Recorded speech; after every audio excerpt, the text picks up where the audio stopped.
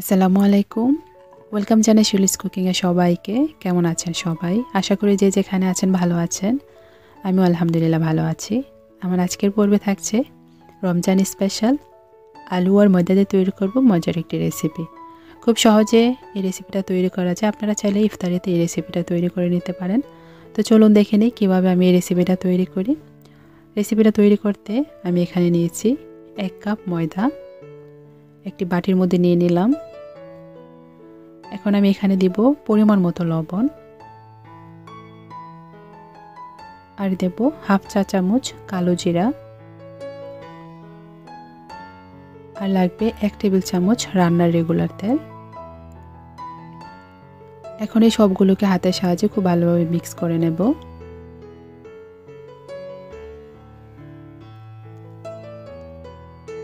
Mix করা হয়ে গেলে নরমাল তাপমাত্রার পানি দিয়ে আমি একটা ডো তৈরি করব।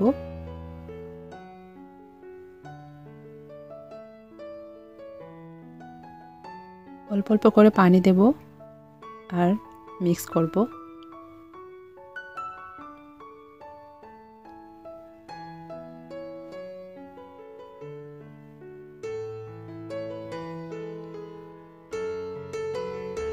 আমার ডোটা তৈরি করা হয়ে গেছে। এখন আমি একটা ভিজা কিচেন টাওয়াল দিয়ে ঢেকে রেস্টে রেখে দেব 20 মিনিটের মতো।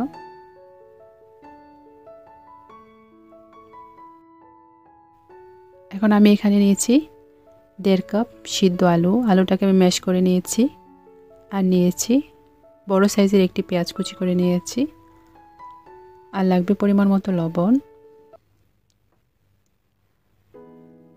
হাফ চা চামচ টালা জিরা গুঁড়া, হাফ চা চামচ চাট মশলা,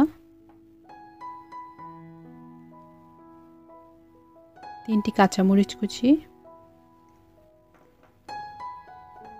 1 টেবিল চামচ ধনেপাতা কুচি, 3 টেবিল চামচ কর্নফ্লাওয়ার,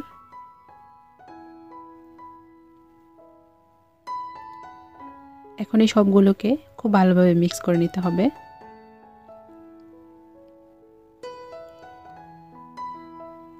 মিক্স করা হয়ে গেছে। এখন এই মিশ্রণটাকে এক সাইডে রেখে দেব। আমি এখানে নিয়েছি 1 টেবিল চামচ ময়দা। পরিমাণ মতো পানি দিয়ে আমি একটা গোলা তৈরি করে রাখবো। এটা পরবর্তী সময়ে আমার কাজে লাগবে।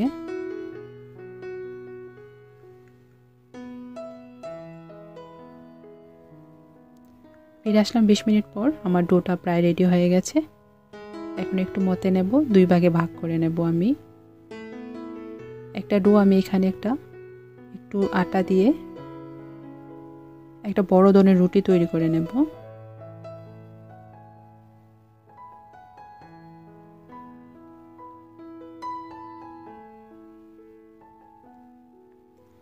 বড় করে পাতলা করে রুটিটা বেলতে হবে।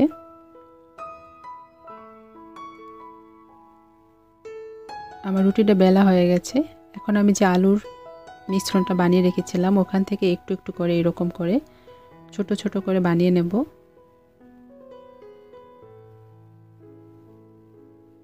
এখন এই রুটিটার উপরে রাখবো আর একটা ছুরি দিয়ে মাপ মতো করে কেটে নেব।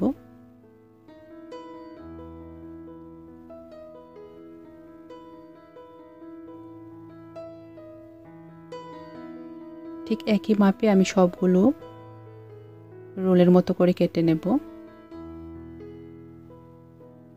আমি সবগুলো কেটে নিয়েছি। এখন আমি বানাবো। দেখুন কিভাবে বানাচ্ছি, অনেকটা রোলের মতো হয়। এখন যে আগে থেকে মিশ্রণটা তৈরি করে রেখেছিলাম ময়দা দিয়ে, সেই মিশ্রণটাকে একটু লাগিয়ে দিলাম। এটা গ্লুর কাজ করবে।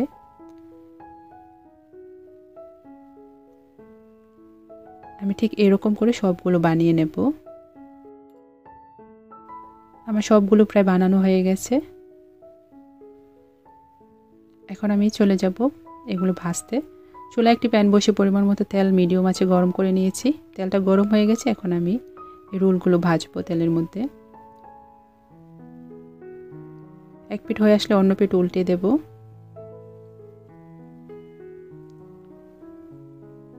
চুলার জালটা মিডিয়াম টু হাইয়ের মাঝামাঝি রেখে এই রোলগুলো ভাজতে হবে। আমার রোলগুলো ভাজা হয়ে গেছে। এখন আমি তেল ঝরিয়ে তুলে নেব।